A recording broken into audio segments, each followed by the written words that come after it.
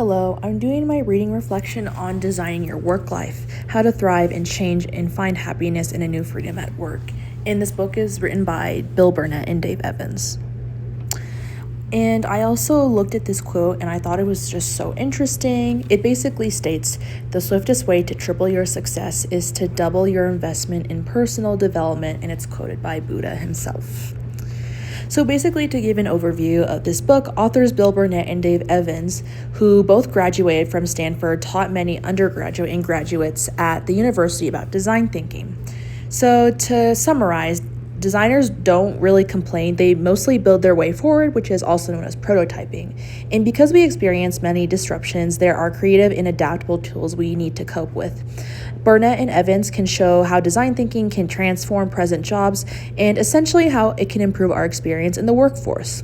This book is really a step-by-step guide on how to design our way through disruption and stay ahead of it and thrive. And I also took 6 takeaways from this book, and I applied the charts and advice that Burnett and Evans gave, and I kind of applied it to my own life as I'm a college student in the business school and trying to navigate through different majors, and I just really want to see what options there are for me. So the first takeaway is the Odyssey plans, and basically what it is you draw out different prototypes or different paths to see which one would work out for you. So for example, for prototype A, I studied AP psychology in high school and I was super interested in that, but I didn't really want to pursue it in college because that would mean I would have to take a lot of STEM classes. And I also really liked graphic design and building advertisements, and especially within this class, we get to learn more about how to apply design through users and what they like, essentially consumer behavior. And I came to the conclusion that jobs in this field lead to being a market analyst, a behavior analyst, or a user experience designer. And in this reflection, I kind of learned about prototyping, and it helped me discover which areas I'm passionate about and strongest in. And essentially in this book, individuals who didn't like their jobs decided to interview people within their corporation who had different jobs to see what piqued their interest. Even though I don't really work a full-time job, both of these prototypes really helped me to see what my passions were and what jobs applied to that arena. I also really noticed I liked working with math precision and statistics, but also the consumer behavior of product gaining through campaigns. And it led me to 2 options, which are marketing or operations and supply chain. And then my second takeaway is creating a life compass. So to define a life compass, it's basically summarizing the difference between a work view and a life view. So a work view is how you see work and what you think makes work meaningful, while a life view is about your values in life and what you think makes a good life. And so to understand these ideas, I created a chart dividing a paper into 2 sections, a work view and a life view. As you can see on the right, I kind of took notes on each aspect, and for life view, I wrote down having balance in time for exercise and also social life. That is a huge priority for me, and also no disruptions, which I think marketing and OSC are great for because I think they just offer so many different jobs in the workforce, and I don't have to worry about applying for a specific job. They're just like in the same industry, and you still have the same skills that apply for the job. And then for a work view, I wrote down about organizing and making sure products get to the right place at the right time. And the second bullet point is essentially the same thing. And I really want to promote sustainability in workplaces, especially with the rise of AI. And I think that is just so important to me, especially in the workforce. Yeah. Okay, in the life design assessment. Essentially what the life design assessment is you rate on a scale of 1 to 10 each of the areas in your life, and there are 4. Those 4 are love, play, work, and health. So if you can look on the left side, I rated love an 8 because I think I frequently keep in contact with my loved ones, but especially with school being so hard, it can take a toll on me. And play, I rated 7.5 because I'm social, but I also like to stay home. And work, 10 because I obviously pay attention to my studies a lot. And health is a 4 because I feel like I don't really go to the gym that often, either because I'm lazy or I'm just like focusing on a lot of schoolwork. And as a conclusion, it helped me to reassess the fact that I think I am putting a little too much effort into academics, and it causes me a lot more stress. And it led me to prototype ways to make this more stressful while also prioritizing my love ranking, I guess. And for example, I tried to make a block schedule where I'd exercise twice a week in the morning, work on homework, and then if there is time, have the whole day off, maybe for making plans with my friends or calling my parents. I essentially wrote down a reflection of the results, and what I saw was significantly better. And building a team.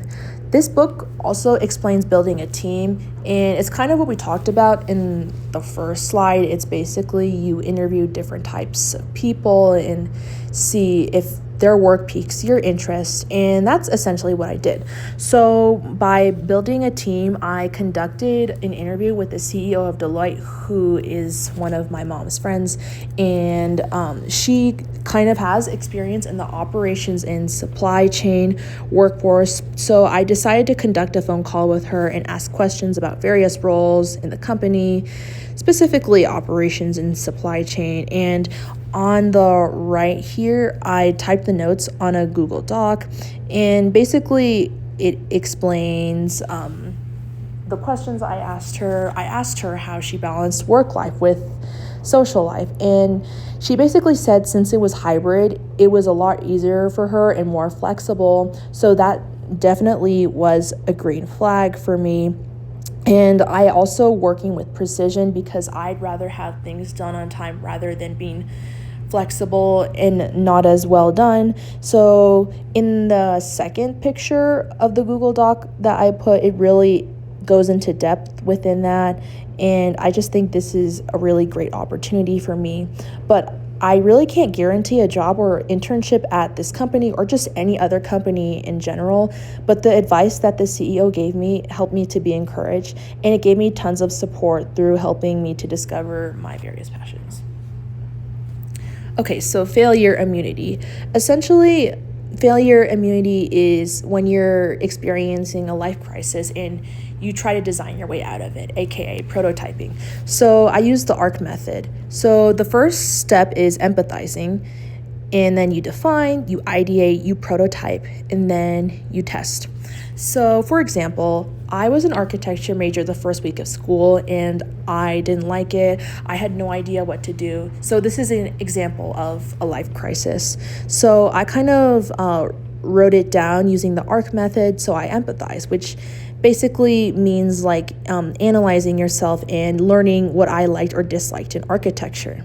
Then the next step is defining, which basically means like trying to find majors or jobs combining creativity and math. Then ideating, which means looking towards essentially majors similar to that, which is marketing or operations and supply chain as potential majors. Then prototyping, which basically means scoping out the arenas, taking classes similar to that, researching careers, and interviewing people like I did earlier within the industry. And then testing is trying to analyze the results and seeing if they're worth the experience. And when I was in this test stage, it realized that my passion for numbers and analytics and design led me to maybe pursue careers in OSC or marketing. But prototyping was super helpful in this sense. Okay, so acceptance and anchoring. So what the authors explain the concept of acceptance and anchoring, which basically means putting yourself in the present and looking for opportunities within the current reality. I stress a lot about my dream job not working out for me or not landing an internship that I applied for. But in applying this concept to my own life, I noted that while getting a job can be difficult, focusing on the opportunities related to that could probably get me anywhere. For example, I landed a retail stores associate job at Athleta in my hometown. It seems like a regular old job, but I can gain skills related to that of OSC or marketing. So, OSC can involve managing clothes or inventory, so making sure the sizes and the products are in the right areas and making sure what sells the most and the least. So, it involves computing numbers and statistics. And marketing can also involve one-on-one communication with customers, so trying to sell some leggings or trying to sell a bra that's not as well bought and making sure it gets to the right customer at the right time and understanding specific crowds to target and how to get a specific product to them. So for the job that I'm working at Athleta, it involves mostly women, so I would try to target women and people who feel empowered.